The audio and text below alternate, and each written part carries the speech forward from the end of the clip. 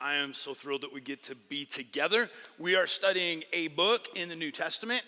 It's an epistle, which means letter. So this was a letter written by the Apostle Paul to his friend Timothy. And Timothy is someone he's been working with for well over a decade. And he leaves Timothy behind in a city where Paul had come and planted a church. And he leaves Timothy behind to help this new fledgling group of Jesus followers grow forward. And it's a huge challenge for Timothy. So Paul writes him two letters, 1 Timothy and 2 Timothy. And he is walking through what it looks like to be a follower of Jesus in a city like Ephesus, which is a large city, probably the third biggest in the Roman Empire at the time. And it is a prosperous city, it's multicultural, and it is a deeply religious city. One of the things that just overshadows the whole book is that in Ephesus, there's one of the 7 original wonders of the world. It's the temple to the goddess Artemis, also known as Diana. And this city has been worshiping Diana. She's been at the hub. They take a month every year to celebrate her. And so how do you help a group of people who have been a part of a traditional religion that their parents and their grandparents and their great-great-grandparents were a part of, and move them forward in this new concept that Jesus is actually God and that he came to save? And they have a whole different system of ethics that they've grown up with. And Paul is helping Timothy navigate through all that. So here's where we come to this week. In chapter 3, Paul is going to talk about leadership in the church. Now, here's what I hope for some of us. If you've been a church person, maybe you've been around for a while, you know that this matters. I could tell you a story from my own early years growing up where there was a leadership failure in the church and how devastating that can be. It's disheartening, it's disillusioning. You have expectations for people who are in positions of leadership, and when they don't meet that, it's the confusion that sets in when there's inconsistency in people's lives. So, boy, I'll tell you, we cover this passage in super humbly, right? I'm just really, really humbled as I read this. If maybe you're spiritually unresolved or you're newer in your journey with Jesus, I think this is going to create some interesting things to think about, because we have values when it comes to leadership, and the Bible has like a whole different set of values. And so I think it's good for us to consider and think through, well, what type of leaders do I want to work for? What type of people do I want to work with? What type of people do I want to hire? What type of people should hold offices? Because we have some cultural values. Let me give you an example of that. A rather new phenomenon in North America would be what's called moral relativism, which basically means this. You hear people say it all the time. Well, hey, you do what's good for you, and I do what's good for me. So the basic thought behind it is there aren't necessarily moral absolutes. There's things that work for me and things that work for you. But I want you to just think about the last 5 years in particular, where people who are in positions of power and leadership operate in a morally relativistic way. And what happens? They get in huge trouble and they lose their jobs and they get fired. And there's this inconsistency within our culture where we say, well, everybody has to decide what's right for them. But when somebody does that, here's what happens. Other people get hurt. Somebody gets stepped on. Somebody is mistreated. And we cry foul and go, well, that's not okay. So what is okay? What should our expectations be? Now, before we read this, here's an interesting thought. There are a whole bunch of ways that churches create structure of leadership. So I'll just give you a few of the main ones. There's a congregational type of leadership. And so a lot of churches are congregationally led, which means it's really democratic. So everybody kind of votes. And I've been to a church like this. My dad pastored a church like this. So every 2 years he was voted on whether or not he would be the pastor of the church. And even if you got like 85% of the vote, every week you're like, what's the 15% that want me gone, right? So that's one form of leadership. One would be more Episcopalian, where there's a group of like bishop type individuals who oversee every local church. There would be elder driven or board driven churches where a board comes together and a board kind of decides even what the pastor does, what he's going to teach on. And then there are pastor driven churches. And there's been tons of debate about this. And this is part of why we have so many different denominations in the world. This is why we have First Church of such and such, and then 3 blocks away, Second Church of such and such. In large part, sometimes it's theological, but in large part it's over like, how do we lead our churches? And here's the bad news. Jesus nor Paul left us a clear document on how a church is supposed to be led. It would be really nice if there was some sort of diagram. Okay, here's how churches are to operate, and here's what's supposed to happen. What we do have is we have several different type of leaders that the Bible mentions, and then we have this passage and one in Titus, which doesn't talk about church structure and leadership, but it talks about the type of people you're looking for. This is the type of person that you want to look for when it comes to leadership. And so here's what I want to do. We're going to walk through this passage. It's fairly long and it's fairly broad. And Paul's going to introduce each one of these traits with the word must. So he's saying these aren't negotiables. He says, here's what we need to have. When we value, so as followers of Jesus, it could be really different than general culture. As followers of Jesus, here's the things that we really, really value when it comes to leadership and character. Okay, let's read together 1 Timothy chapter 3, verse 1 through 16. Here's a trustworthy saying. So we don't know what this saying was, but it must have been circulating in the New Testament church. Whoever aspires to be an overseer desires a noble task. Now, I love that he starts with that, because as we continue to make our way through the list, he's saying, listen, I know these expectations are really challenging, but I also want you to know this is a noble task. Okay, so don't be afraid of it. As he goes on. Now, the overseer, we'll talk about that word in a moment, is to be above reproach. Basically means this. The original language is there's nothing that somebody can grab a hold of and say, this is true about your life and it's not okay. It could pull you down. Faithful to his wife. All right, so this is, here's where this gets a little bit interesting. I've been to a couple of places on planet Earth where there is a new expression of the life of Jesus, and those are cultures where polygamy is acceptable. And there's like, you think like this makes sense. It means faithfulness, that the object of one's desire and affections and time is on that person that they're married to. In a polygamous culture, this is literally, I sat in a session as we were working through, everybody in the village was a polygamist. They have more than one spouse. And you're like, okay, so what do we do? Do you like pick one and get rid of the other? It can be a little bit more complicated than you see, but this is about faithfulness. Temperate, meaning just balance, not given to emotional extremes.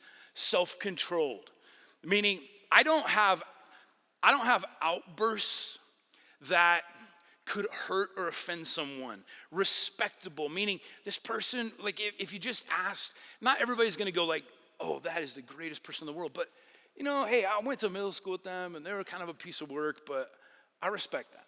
I respect them. Hospitable. Isn't that an interesting one to put on there? So Paul's saying this, when you look for leaders, you want to find people whose lives and homes are open to others. Jesus was just incredibly relational. He kept inviting people into his life. Now, this is a little bit of a challenge.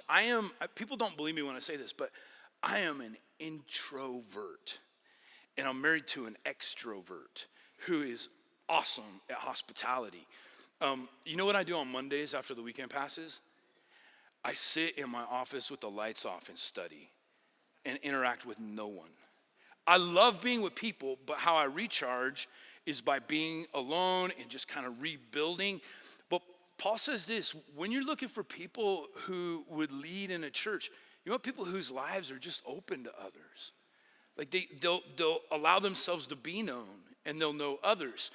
Able to teach. We'll talk more about this, but this is the only skill in this entire list. Able to teach. And notice it doesn't even say able to teach well. It just says that someone has the capacity to be able to communicate and to pass on the message and the story. This is the only one. Here's one of the problems that we have is this one skill can be very attractive in a church setting. So you could find somebody who is phenomenal at teaching, but who might lack all of these other traits. And what happens? When they teach, it's phenomenal, right? Like, wow, that inspired me, that educated me. But if these other aspects, that one skill is there, but if the other character traits aren't there, you're just gonna have an implosion eventually. So able to teach, not given to drunkenness. The word literally means that you do not stand side by side next to alcohol. So it's not a dependency upon, there's no addictive cycles happening in their life. So not given to drunkenness, not violent, but gentle. You do not want leaders who are domineering and hostile, not quarrelsome. And to be quarrelsome, it could be theological, right? Like, I don't like how you believe. Let's have it out, right? So not wanting to pick fights, but trying to find peace like Jesus did. Not a lover of money. This is a huge one, and I would say culturally, this is something that the church has to struggle with just because of, I think the advent of TV, and I think it's possible to be involved in ministry and be really gifted, and money is a high motivator. I think what Paul's saying is, you have to do what you do, not for a paycheck.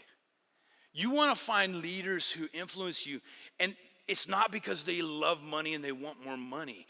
That's like not a primary motivator at all.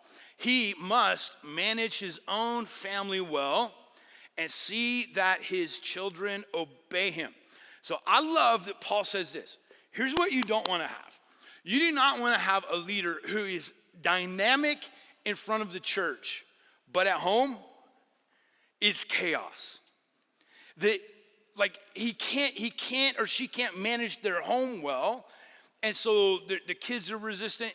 Paul does this. I love this. He was unmarried when he writes this, but he realizes that being a follower of Jesus starts at home. If you find a leader who is like great with everybody else, but in their home life, it's just a mess. Paul says that's not what you want, because that shows inconsistency in their life.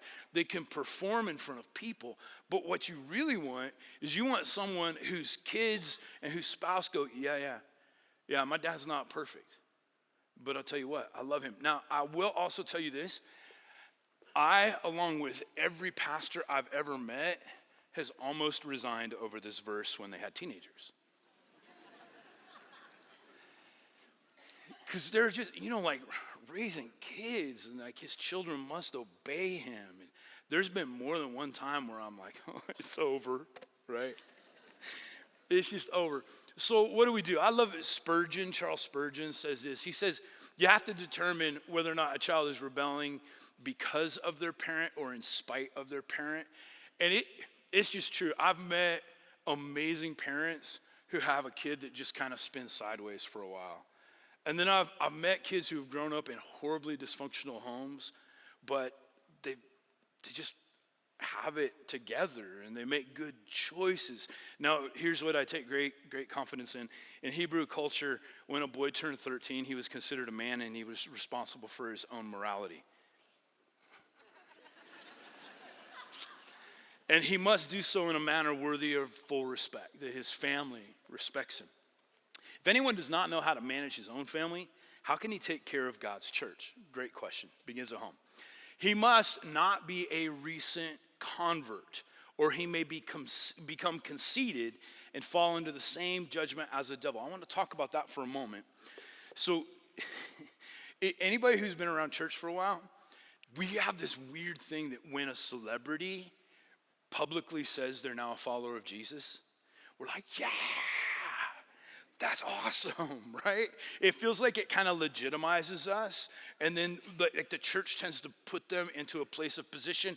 Or think of this, you have like a woman, you have a man who's just dynamic in the business world, respected by everybody, and they become a follower of Jesus.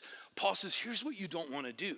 Because they were really fantastic in another realm, you don't want to put them in a position of leadership in the church. And Paul actually uses this term about this comparison to the devil, that there's arrogance that can reach up in them and they can then be conceited. So like, everybody take your time, he says. Just because somebody's dynamic, don't put them into a position of leadership.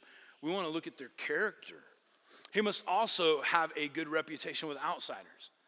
I love this, that Paul says, when you're thinking about church leadership, you want to think about not just the people in the church, but you want to think about how are they viewed in the community? Are they seen as a good business person?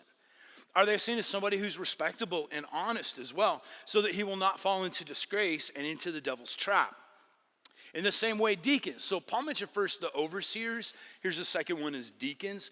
Deacons are to be worthy of respect, sincere, not indulging in much wine, and not pursuing dishonest gain. They must keep hold of the deep truths of the faith with a clear conscience. So we'll talk more about deacons, but they kind of hold on to the message, and they make sure that churches don't get just divergent in different ways. They must first be tested, and then if there is nothing against them, let them serve as deacons. In the same way, the women are to be worthy of respect, not malicious talkers, but temperate and trustworthy in everything. So whether it's men, whether it's women, when you're looking for these people, here are the traits. A deacon must be faithful to his wife and must manage his children and his household well. Those who have served well gain an excellent standing and great assurance in their faith in Christ Jesus. Although I hope to come to you soon, I'm writing you these instructions so that if I am delayed, you will know how people ought to conduct themselves in God's household. I want to pause here for a moment. So Paul, again, is not in Ephesus, but he's telling Timothy, as this church moves forward, you have options. You have options that look more like a democracy. You have options that look more like traditional cultural values of power. He says, this is what you need to remember. The church is different. The church is God's household. And so we have to be very thoughtful about what we value in human beings, which is the church of the living God, the pillar and foundation of the truth. So Paul says, if we don't get this right, this thing that Jesus left behind called the church, if it values the wrong things, if it puts the wrong people in places of leadership, it jeopardizes what Jesus is trying to do. Beyond all question, and now here's Paul adds 3 theological poems to the book of 1 Timothy. Here's one of those. Beyond all question, the mystery from which true godliness springs is great. He appeared in the flesh, was vindicated by the Spirit, was seen by angels, was preached among the nations, was believed on in the world, was taken up in glory. Beautiful summation of who Jesus is and what he did. Here's what I'd like to do. I'd like to go back to that first phrase where Paul says, here's a trustworthy saying, those who desire to be an overseer desire a noble task. Because you read the list and you're like, who wants to go under that type of scrutiny, right? Well, here's what Paul wants us to know. He doesn't say everybody's supposed to be in leadership, but he says for people who desire that, they desire something noble. Like that's a good thing. So here's a challenge that we have. I want to be really frank.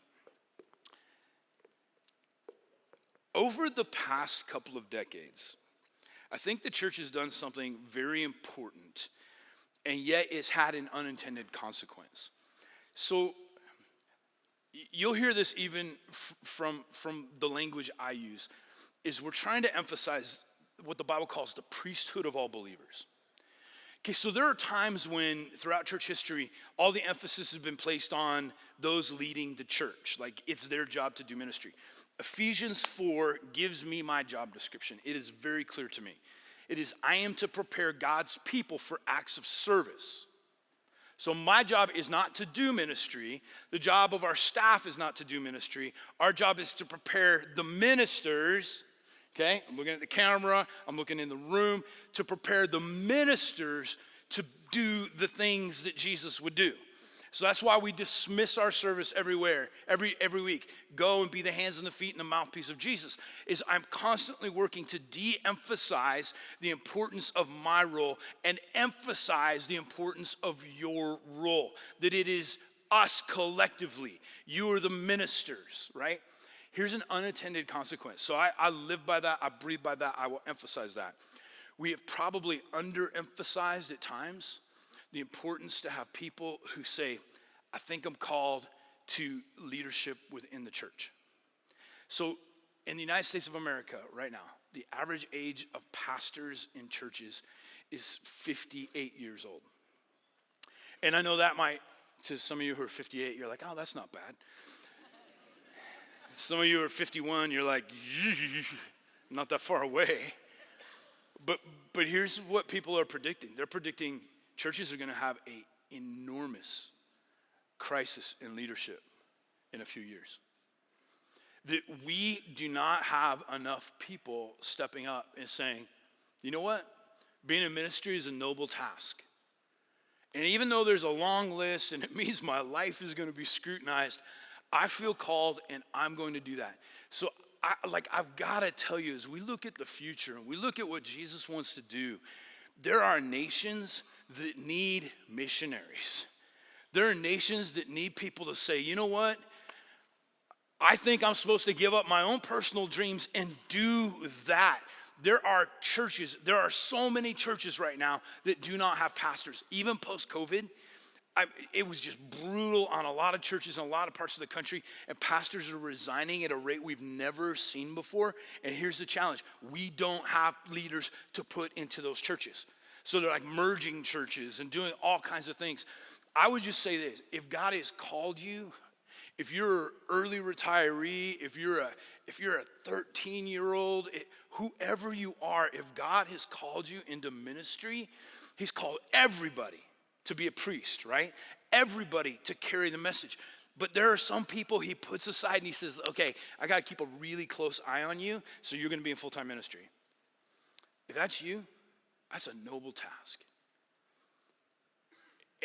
And it is our responsibility to do everything that we possibly can to prepare you. And it could be terrifying because you're stepping away from a certain security. Maybe you're stepping away from a certain standard of living and you're saying, but I feel called to do this. That's a noble thing. Trust God with it. Let us know. We'll prepare you. I have a map in my office, which is right up here with pins in it. And it's just Montana, Wyoming, and North Dakota. And there are 67 pins where I think we need a new church in that city. And you know the only thing holding us back? The people. It's the people. So God's going to speak to some of us. And you'll hear the enemy like disqualify you. Like, no, not you. Like, what about your, man, come forward. Let's see if we can train you. Let's see if we can prepare you because that's a noble task. There's my little plug for ministry. All right? Okay, here we go. What is the second thing? Second thing is this.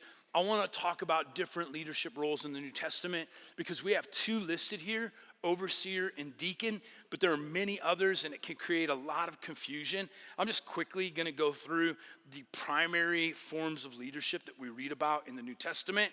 Number one is the word apostle, which literally means a sent one who goes out. So here's the confusion around apostles. Jesus chooses 12 people, and he calls them disciples, and then sometimes he calls them apostles. Later, the church uses the term apostle to describe them. And notice this, it's always spelled with a capital A. So the question would be, are there still apostles today? Here would be my answer. Yes, but not capital A apostles. Small a apostles. And that's people who they have the courage, the tenacity, the faith to go and start new things in new places. That would be a traditional understanding of what an apostle is. I've known a few people like this. I know a guy in Sri Lanka, which is they're just like, we're no believers there. He shows up, and after a period of time, 2% of that nation has begun to follow Jesus. He was like a go-getter starter. That happened. So apostle, next one would be prophets. So the gift of prophecy, meaning that God can animate anybody's voice. That's very important. There's also an office of prophets. You'll find the places where it's listed. You've got people like Philip's daughters. You've got a guy named Agabus. And they're not people who are fortune tellers, but they're people who have this unique ability to speak into the life of the church. This is what God is saying at this moment. This is the truth that we need. Next is evangelists. So again, I think everybody's supposed to be an evangelist, but there's like an office of evangelist. This is mentioned in Acts, different places. Philip would be a great example of this. So just to help you understand this, I would say, I'd just say two words, Billy Graham. And here's what I love about Billy Graham. You could say Billy Graham to someone who hasn't been to church in 40 years, and they'd know who that was. Why? Because he just had the office of an evangelist. He had the capacity to speak to millions. It doesn't mean that you and I don't carry that as well, but that was an office. The next is pastor. Now, here's the irony about pastor. It's found one time in the New Testament, but it's the term we use all the time around here. And it's always linked to this idea of a shepherd and sheep. Okay, so it's this person who's supposed to be involved in nurturing, caring for, protecting, and moving the sheep into the next place. Next, we have teachers. So somebody can have the gift of teaching. You might be teaching in public school. You might be doing some sort of instruction. That's really important. But then there are people who have this like office, right? And they're there to help teach doctrine and help shape the truth of the church. And then elder, this is the most common one used. It's used 30 times. It had nothing to do with your age necessarily. And it is borrowed from the Jewish synagogues in the first century. So this is familiar to Paul because the person who oversaw a synagogue. So in Judaism, just remember this, you have one main place of worship, which is in Jerusalem. And a good Jewish person is going to travel there at least once, ideally 3 times a year. But you could have lived hundreds of miles away. And so the little expressions of the temple in Jerusalem were synagogues. And so it was just somebody who oversaw the local collection of Jewish people in that specific city. And that is adopted, this whole word elder, into New Testament language. Overseer / bishop, episkopos, literally means somebody who watches over. We just read about overseer. Sometimes it's translated bishop, and that's probably been morphed a bit in church history where, a bishop wears a big hat and, carries a staff and all of that. It just means somebody who watches over. It's the same word as the word overseer. And then a deacon. We just read about that. Deacon, it's linked to the word servant. This is something that Jesus emphasized so much. And it looks like deacons manage the business affairs and the daily activities of the church. Deacons are over watching your kids right now. Deacons open doors. Deacons are going to clean up after everybody leaves. Deacons are going to meet together to examine the church budget and make sure everything is coming together. Deacons. And then if you just want to explore this more, Acts chapter 15 kind of shows this all coming together. I don't think the church was ever supposed to have extreme hierarchy, which is a natural human tendency, right? But you do see in Acts 15 that there's people in charge. And then there's one that some people add, it's the term saints. And in many liturgical movements, somebody can become a saint, if they've performed a miracle, these really unique circumstances. I don't find any New Testament backing for that whatsoever, but you just want to know that's church tradition. Okay, so those are the different offices. We talked a little bit. I'm going to skip over point number 3, Paul's statements. And I just want to move into my 4th thing here, which would be, here's what Paul is getting at. Because how do you apply this to your daily life, right? Character over capability.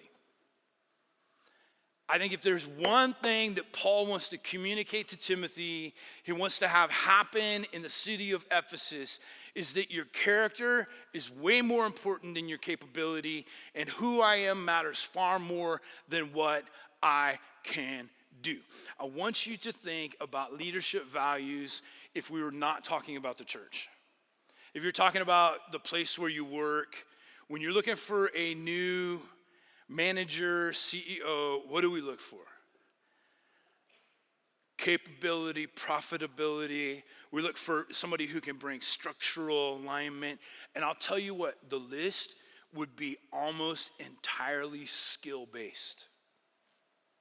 And in Paul's list, it is almost entirely character-based with one skill, able to teach. How many books have you read? How many tests have you taken? Like, I've read them all too. Strength Finder, and I've been told what you need to do is like figure out your strengths and then do your strengths really well and not worry about your weaknesses. And then I've read other books that say you need to worry about your weaknesses because your strengths come naturally. And we just divide it up, and we have Myers-Briggs tests and Enneagrams, and it goes on, and we're trying to figure out like how to be the best we can be. Here's what Paul says. Like, I don't think none of that's bad. He's just saying, here's what I want you to remember. Who you are, deep inside, matters way more than what you can do. Think about this in terms of even parenting. Parent, grandparent, aunt, uncle, if you're a teacher. Sometimes I got pulled into this. Like, I have 4 kids who are all really good athletes, and I don't know, over the period of time, you look at them, and I start thinking about, man, this kid could play college football. And other people are saying that. And so I'm investing, and we're investing so much into their athletic ability. And there were just times where I had to stop and pause and realize this. My job as a parent wasn't to create a college scholarship level athlete. My job as a parent is to create character in this person's life so that when the sport was over, the person remained. The person with character, with kindness and hospitality in their life. Even as we develop this thing called discipleship, where we come around each other and we're trying to move forward in Jesus in small groups, the goal isn't that you have more and more biblical knowledge. That's beautiful. But the goal is that all these things, when we came to Jesus, that are broken and dysfunctional and just ugly, that they begin to find healing, and my character develops, and I become trustworthy, and I care more about what's happening at home than what's happening on a stage, that my priorities are changed. That's our goal for people. And Paul's saying, when it comes to leadership, man, you could value church expansion, and you could value all these things. But if you don't have character, you're going to build a house of cards that can fall down with just one bad decision. And even in our own lives, I would just challenge you to contemplate this a little bit. Who are you going to work for? Who are you going to hire? Is what they do most important, or who they are most important? I struggle with this verse every time. We live in a democracy. 1 Timothy was not written to people that live in a democracy. But when it comes to voting, I look at this and like, okay, there's policies which I like, and then does the character, which matters more, the policies or the character? I mean, these are really good questions. But what Paul is saying is, within the Jesus community, we don't value what's typically valued. And Paul doesn't say this directly, but here's something I've noticed. Skills can be taught to a person who has character. But I don't know if I can teach character to someone with a lot of skills. This is character, it's not my responsibility. I can teach skills. You can teach skills. You could hire somebody who didn't know anything, but you thought, that person, man, they have character. I'll teach them how to do the job. But have you ever been successful at teaching somebody character? It takes a long time. And I think it's not just up to me, it's up to the work of the Spirit of God in someone's life. That's part of the beauty of when you surrender your life to Jesus, there's something of the life of Jesus. The Spirit enters my life, and he begins in partnership with me as I surrender. He begins to heal and reorganize and create new values in my life. And Paul is looking at Timothy, and he's saying, Timothy, this infantile church that you have in Ephesus, if you're just looking for people who can get the job done and do it really well, you've missed the boat. Look for people who are open, who are like quick to repent. Look to people who are saying, listen, I can't do that because my family's most important right now. Look for people who are deeply honest, whose lives are open, where you don't see inconsistency or hypocrisy, because that's how you build a healthy Jesus community.